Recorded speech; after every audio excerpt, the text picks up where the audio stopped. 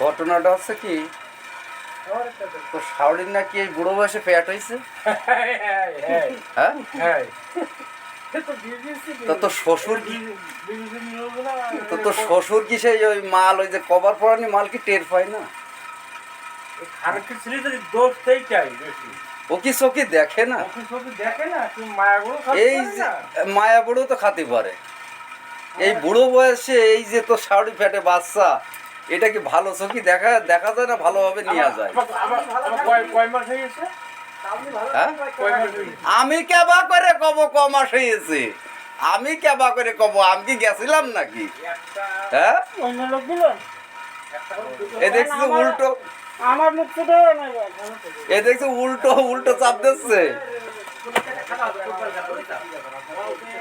হ্যাঁ, আমার শাড়িগুলি কভার উঠে